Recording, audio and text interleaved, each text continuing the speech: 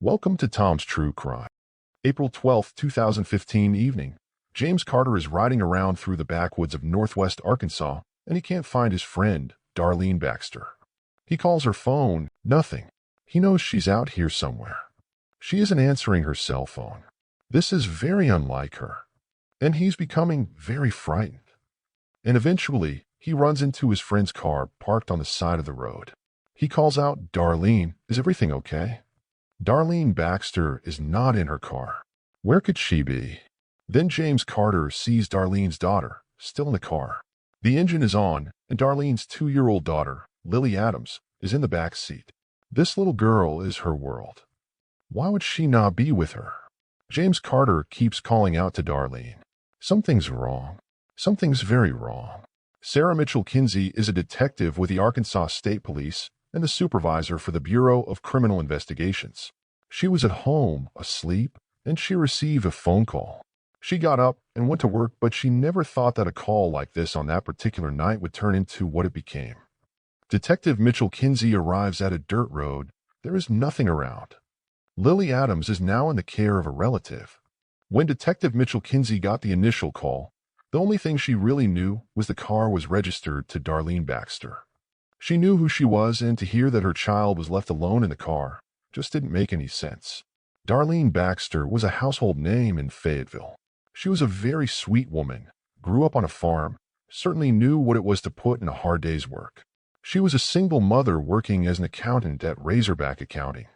Darlene was a very kind, loving, warm person. She was also a great mother.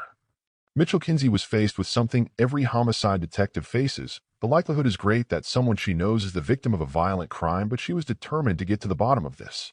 Time is of the essence. The detectives didn't know what had occurred. They don't know where Darlene Baxter is. In the vehicle was a smashed cell phone. Detective Mitchell Kinsey didn't know what to make of that at that point, but the forensic department will process the phone. They will retrieve whatever information is on it. There was a shoe found at the scene. Also, next to the front of the car, there was a black ball cap sitting on the ground, which could indicate there's been a physical confrontation between someone in the front of the car. Whoever grabbed Darlene Baxter lost his cap in the process. In front of the vehicle, there was what appeared to be some sort of foot tracks, shoe prints. They also found some tire prints that were in the dirt that indicated to them that another vehicle had accelerated quickly away from the scene. Mitchell Kinsey feels it in her gut. This is going south very, very quickly. Somebody found her and took her. So she's going to have to ramp it up. Now police put everything on the case, detectives and outside resources, in order to find her as quickly as they possibly can. Detective Mitchell Kinsey is very diligent on case direction and what needed to be done and how things needed to be prioritized. At that point, they began interviewing everybody, including Darlene's friend who found the car abandoned with the child inside. James Carter told Detective Mitchell Kinsey that Darlene made a phone call to him, advising him of the fact that she was going to go out and assist a person having car trouble. When James Carter got that call, he felt as if there was something amiss in her voice. Did she say anything about who she was going to help? No. At this time, police need to figure out who had contacted Darlene on this particular night. Mitchell Kinsey's people have conducted a search within a half a mile of the car in total darkness, but they find no further evidence. So it's time to end it for now and refocus the investigation as to what steps are going to be taken next. So early in the morning, police knew that one of the people that they needed to interview was Lily Adams, Darlene's daughter. The child had been released from a crime scene to a family friend who brought the child to the police station to do this interview. But interviewing a child is extremely difficult. So they called in an investigator that specialized in child interviews. Lily Adams, do you think you can tell me about being in the car with your mommy last night? Do you know how many people left with your mommy? Lily Adams indicated 2 people attacking her mother. Now police realize they don't have just one suspect, they have 2. It was at this point that they knew for sure this was a kidnapping and that she was taken against her will. Mitchell Kinsey's worst fears have been confirmed. Time is now everything. And so they immediately amassed a very large team of detectives and investigators to cover every possible facet that they can think of. And obviously, family is going to be one of those targets that you look to for guidance on this investigation. They contact Jonnie Ray Baxter, who is Darlene's brother, and ask him to come to the station so they can brief him about the disappearance of his sister. Police begin asking, "When was the last time you saw Darlene?" How is she? Has she been threatened by someone? Has she ever expressed any concern over something that happened at work? Anything that might give you an idea on who might be involved in this? Jonnie Ray said he saw her a couple of nights ago. He said everything appeared to be normal, and she was in a good place in her life, and there was nothing that stood out to be evil or bad. What about any past relationships? Any trouble there? Well, there was this guy named James Carter, who she used to date. James Carter is the person who found that car on the road with her 2-year-old daughter in it and called 911. Was it a serious relationship? James wanted it to be, but Darlene wasn't interested. She just liked him as a friend, but that was all. Now, to experienced homicide detective, that's going to pop a red flag. You want something you don't have. What are you willing to do to get it? So police looked into James Carter's background. He was a detective but has changed careers to become a real estate agent. James Carter tells the police that he discovered the crime. What if he's lying? What if he is the crime? Because he could be. He's in love, but he didn't get loved back. By the next day, everybody has heard Darlene Baxter is missing. People were concerned. In a small community that's on everybody's mind, people are talking about it everywhere. It was all the news, including KFSM-TV, KNWA-TV, and Fayetteville Observer. And people are very stressed out, and you can really feel it. The police are focusing their attention on James Carter, who was the ex-boyfriend of Darlene Baxter. Police knew that they needed to interview James Carter a second time. He may or may not be the person that abducted her.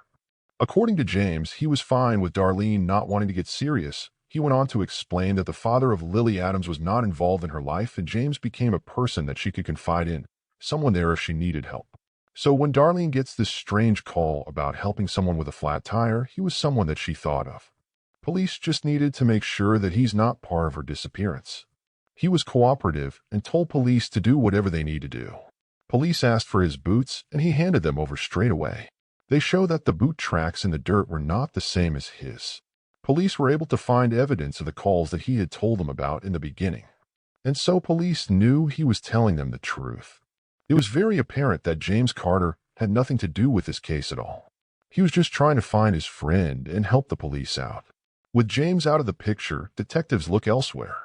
Although he's absent from the child's life, they shift their focus to the father. The police brought Lily Adams' biological father, Michael Everly, for questioning. Police always speak with current spouses or ex-spouses to see if they are potentially a suspect or not. He is the father of their child. What if there is something going on between Darlene and he regarding visitation for Lily Adams? You have to inquire. Police asked Michael Everly his whereabouts the night of the crime. In any crime, particularly in homicide, the perpetrator need opportunity. Could you physically have been able to commit this crime? Michael Everly said was at work, 90 miles away. He was working as part of a crew and was with them the whole time. His alibi was confirmed by his manager and co-workers. Michael Everly is not involved.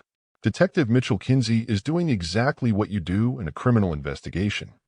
You work through the known associates of the victim. Somebody in that circle is most likely involved. They just don't know who it is, at least not yet. Darlene lived just down the street from where her vehicle was located. Generally, crimes such as this, you start at the residence. Police look for any signs of foul play, forced entry, all of those sorts of things.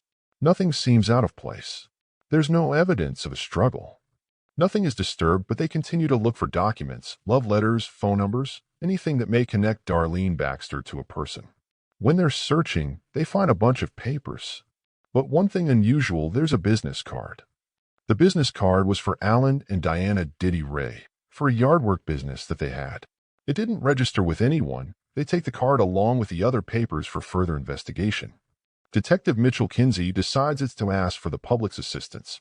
Detectives are interested in speaking with anyone who may have information regarding the disappearance of Darlene Baxter. The hope was to ensure the public that they were working on the investigation in a diligent and quick manner. Darlene was such a popular person in the area that it heightened everybody's awareness, and people were more concerned with the fact that this young accountant and mother was missing. Prior to Darlene's disappearance, local residents don't remember anything rocking the community like this did. During the investigations, they would have periodic updates and briefings. Each detective would talk about what information they had learned, how they're tracking on their tasks, such as getting information from Darlene's cell phone. Police also started considering the worst-case scenario. As time went on, it's likely the missing person is deceased.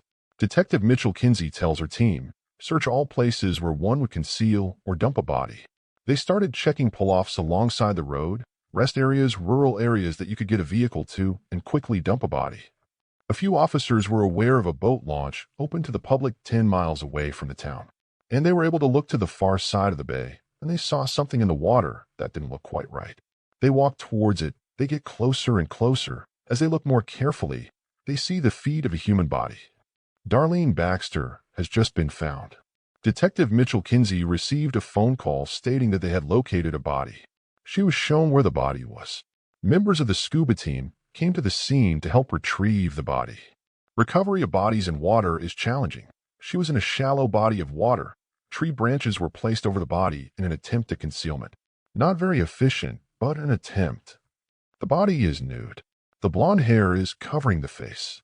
They move the hair away from the face, and she's positively identified as Darlene Baxter. The victim has been found, not in the way they had hoped. She had not been there very long.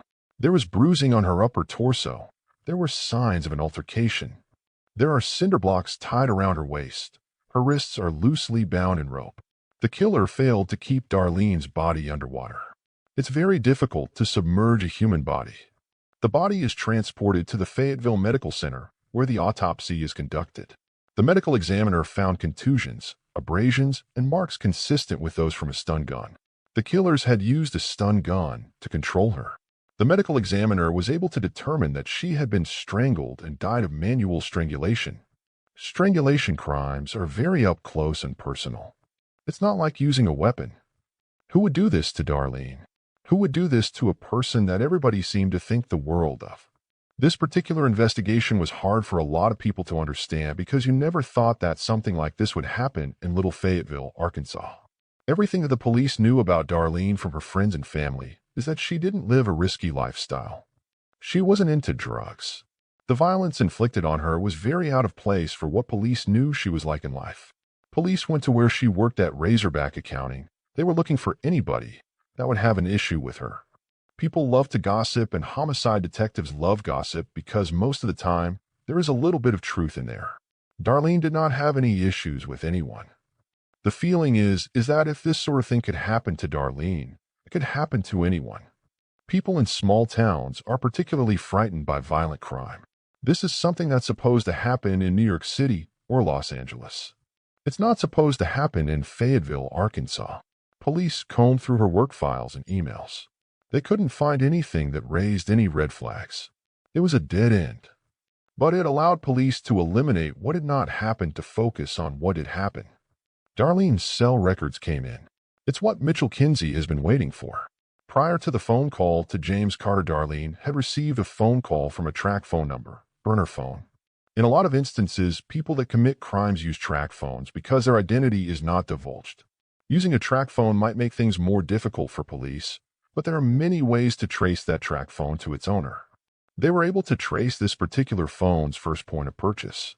So police know where the phone came from and what store it was purchased in. They were able to get cell tower hits from some very significant areas. The phone is pinging at the place where Darlene Baxter was abducted. It's also pinging at the place where her body was disposed of.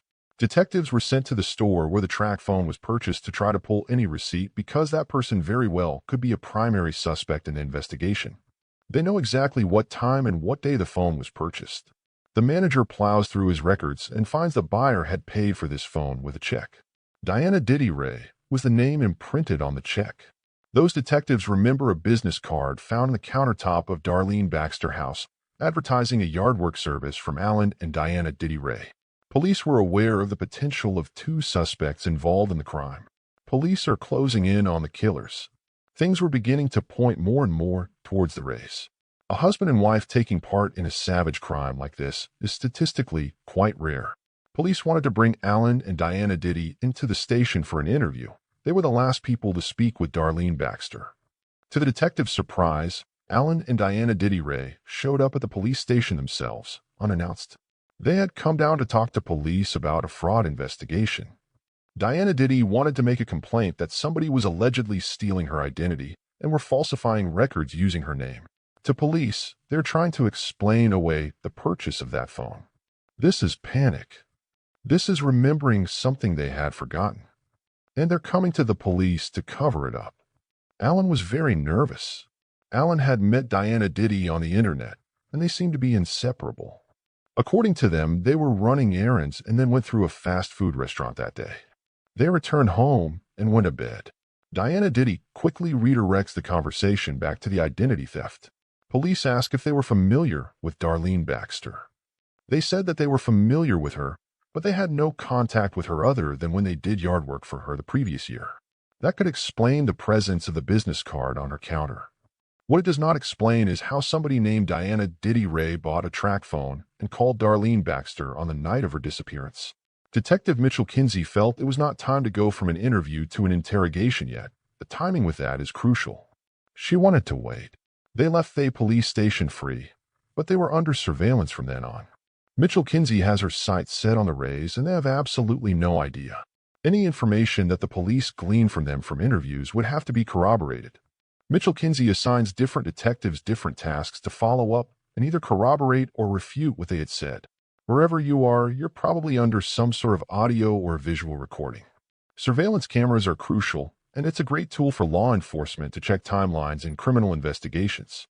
The video arrives from the store where the track phone had been purchased. There is Diana Ditty Rae and her husband Alan buying the phone used to call Darlene Baxter the night of her disappearance. It was very detailed video footage of both of them looking at track phones and then grabbing a track phone, putting it in the cart and purchasing it. They also said that they had gone through a drive-thru at a local fast food restaurant. Police were able to pull surveillance from that fast food restaurant of them driving through the drive-thru, and their jaws dropped to their chests when they see Alan Ray wearing a black ball cap that looks just like the one found at the crime scene of Darlene Baxter abduction. Darlene Baxter Memorial is ultimately bringing everyone together. The community feel bad for little Lily Adams Everly. How could anybody do that to leave her motherless? This is a very hard time for the locals, a town turned upside down by the brutal murder of a loved member of the community. Arkansas State Police are going to arrest Alan and Diana Ditty Rae, but they want to talk to them again and see if they can get a statement from one, the other, or both. Diana Ditty and Alan Ray came to meet with police after being called. They were split up, one in one room, one in another. According to Alan, the only time they talked to Darlene was when they were working on her yard. The interview with Diana Ditty was very difficult. She stubbornly denied everything. Detectives presented her with surveillance footage, pictures, and she still would not cooperate and denied her part in the case. Diana Ditty said, "I'm done talking to you. I want a lawyer." Now it's Alan Ray's turn. He is not reacting well. He is very nervous and the pressure is really getting to him. He tried his best to come across as innocent, saying he is upset about being questioned. He doesn't know why he is being questioned. He hasn't done anything wrong. Police asked him about his movements on the day Darlene Baxter was murdered, what he was doing that day. Alan looked mentally exhausted from trying to script answers and remember the lies he had told. Police cut to the chase and told Alan that they have a lot of evidence. He's done. There is no way out. Once Alan realizes the jig is up, he said, "We wanted a girl we could play with." Alan said Diana Ditty is bisexual and they have engaged in consensual threesomes in the past, not with Darlene Baxter, but with other girls. They found it to be a bit disappointing. They felt that they needed a better girl. They wanted a girl that turns them on. They began looking when they came across Darlene Baxter. They met when they did yard work for her, and they both thought Darlene was pretty. Darlene became the focal point with both Diana Ditty and Alan as the person that they wanted to get to be part of their sexual fantasy. Alan and Diana Ditty started to develop an obsession with Darlene Baxter. This desire spiraled out of control. They devised a plan to take her. On the night of the murder, Diana Ditty Rae called Darlene from the track phone to lure her to the dirt road which is near Darlene's house. Diana told Darlene that their car needs a jump. Darlene was the type of person that if somebody needed help, she would do whatever she could to help them. She probably didn't suspect something like this could happen to her. But she did feel that it was a weird call, so she calls James Carter and tells him about it.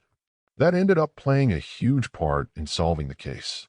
Darlene went to the location, pulled up in front of Alan and Diana Ditty's vehicle.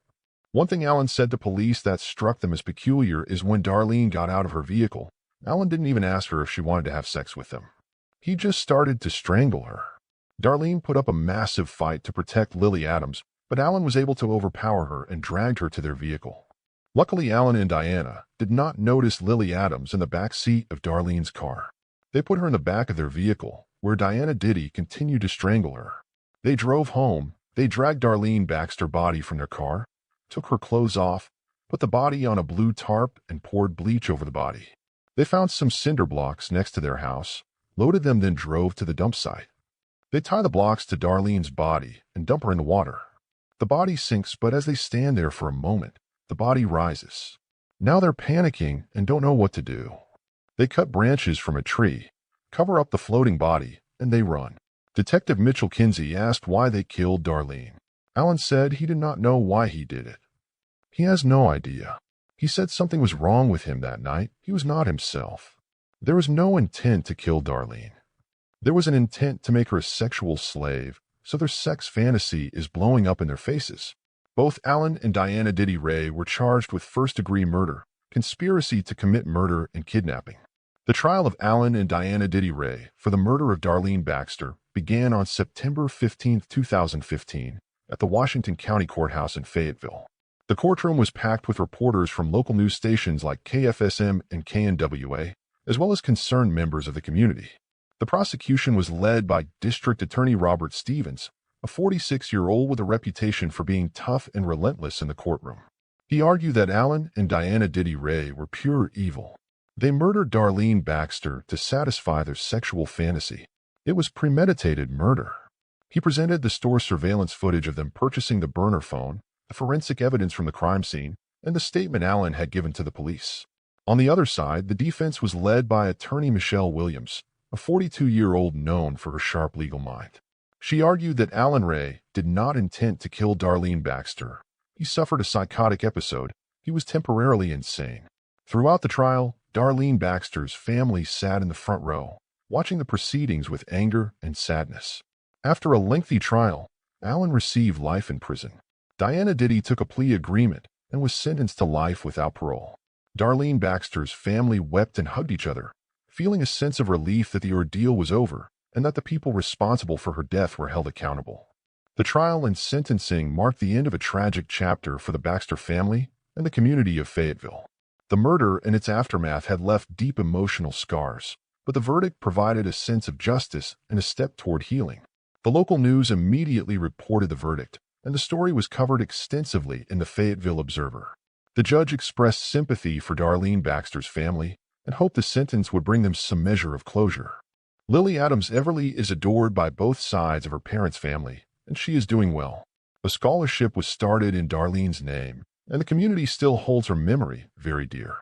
Local charity events like the Susan G. Komen Race for the Cure in Bentonville also promote Darlene's scholarship. It was a horrific crime for Fayetteville, and the loss of Darlene Baxter left a hole in everyone's heart. The emotional toll on the family was immense, and the community of Fayetteville was left to grapple with the tragic event. Darlene Baxter's murder had left a lasting impact on those who knew her, and the emotional scars would take much longer to heal. Life slowly began to return to normal for those involved in Darlene Baxter's tragic murder case. The media coverage surrounding the trial gradually faded, replaced by news stories and events in Fayetteville like the annual Bikes, Blues, and Barbecue Motorcycle Rally.